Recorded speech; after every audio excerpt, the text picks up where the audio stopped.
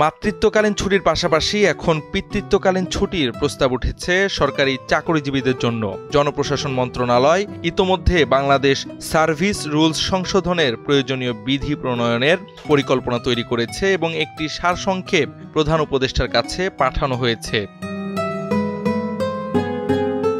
মন্ত্রণালয়ের অতিরিক্ত সচিব বলেন, ২০১১ সাল থেকে দেশে মাতৃত্বকালীন ছুটি ৬ মাস ধরে দেওয়া হচ্ছে। সরকারি ও বেসরকারি প্রতিষ্ঠানগুলো এই বিধান মেনে চলছে।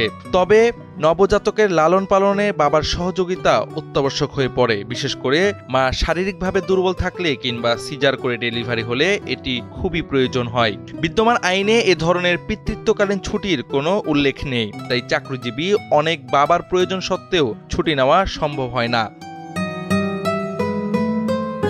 তিনি আরও জানান, অসুস্থ স্ত্রী বা সন্তান হাসপাতালে থাকলে বাবাকে অফিস করতে হয়। মাতৃত্বকালীন ছুটিতে থাকা সত্ত্বেও নবজাতকের যত্ন সবসময় যথেষ্টভাবে হয় না। এসব বাস্তবতার কারণে পিতৃত্বকালীন ছুটি প্রদানের দাবি দিন দিন বাড়ছে। সরকার বিষয়টি গুরুত্ব দিয়ে দেখছে। প্রধান উপদেষ্টার কাছে পাঠানো সারসংক্ষেপে বলা হয়েছে, বিশ্বের ৭৮ দেশে পিতৃত্বকালীন ছুটি নিয়মিত রয়েছে। উদাহরণস্বরূপ ভারতে শিশুর জন্মের পর ৬ মাসের মধ্যে ১০ দিনের সবেতনে পিতৃত্বকালীন ছুটি দেওয়া হয়। পাকিস্তানে ১ মাস, পোল্যান্ডে ৯০ দিন, স্পেনে ১২ সপ্তাহের সবেতন ছুটি রয়েছে।